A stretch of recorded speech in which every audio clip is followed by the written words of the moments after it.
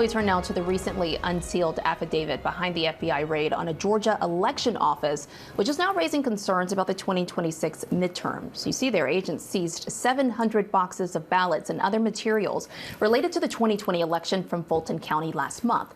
The affidavit shows the investigation started with a referral from Kurt Olson, an attorney who played a pivotal role in President Trump's attempt to overturn the 2020 election. Let's bring in Center for Election Innovation and Research Executive Director David Becker for more. David, great to have you here this morning for us.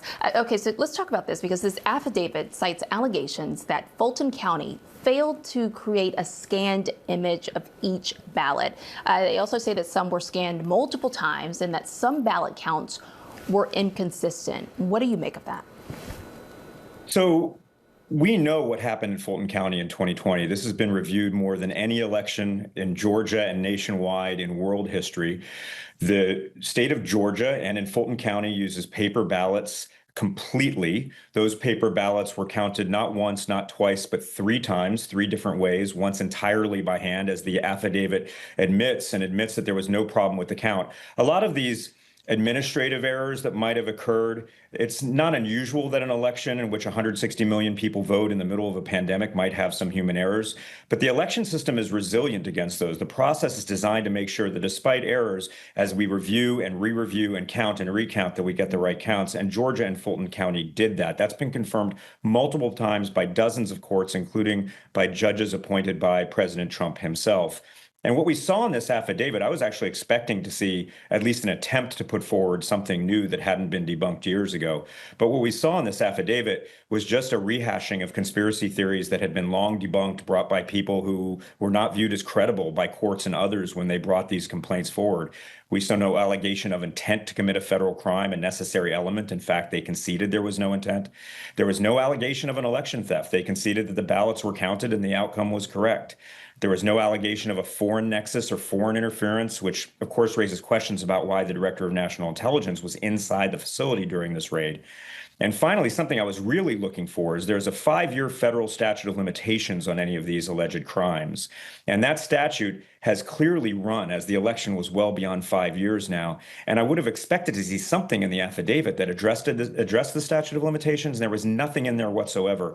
Really unclear why a magistrate would have signed off on this. And I expect when we have an evidentiary hearing, as is scheduled on February 27th with a federal district court judge, that there are going to be a lot of questions that the government has to answer. Yeah, especially the one on timing. You bring up a good point there. Also, the administrative error, you said that those are pretty common throughout these elections. I want to ask you this because Democrats are raising concerns that the Trump administration will try to use this investigation as pretense to interfere in the midterms. Are you worried about that?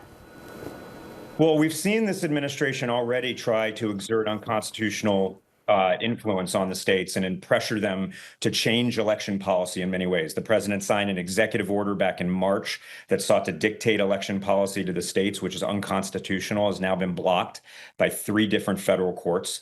We've seen this administration's Department of Justice attempt to seize sensitive voter data, things like the Social Security number, driver's license number of date and date of birth, the holy trinity of identity theft, try to seize that on hundreds of millions of Americans. And that has now been blocked by 3 different federal courts, including this week by a Trump-appointed judge. So there are going to be more efforts along these lines. It might be more focused on 2026 than 2020. It may be that the president is concerned that his party might not do well in 2026 and is seeking to pre-delegitimize that election, as we've seen him do in previous years.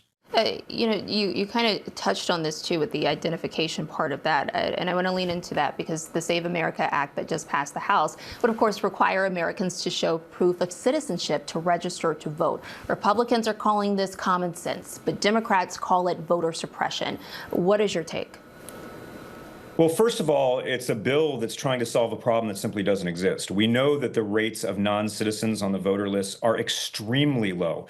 The Trump administration's own data suggests that around 99.98 or 0.99% of all the voter records that it has reviewed have documented citizenship that they can confirm.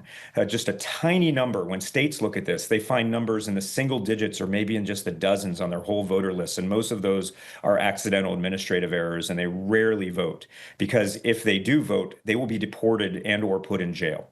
So we know that the rates of this problem are very, very low, but this bill is a particularly troubling effort to try to address that made-up problem. It would require every single American to physically present themselves and their their documentary proof of citizenship if they want to register to vote. Imagine what that means for people having to go and dig up their birth certificate or their passport anytime they want to register to vote or change their address. When government actually already has this information, in most cases, in most states, when we apply for a driver's license, especially Real ID, we prove legal presence. And the vast majority of us show documentary proof of citizenship.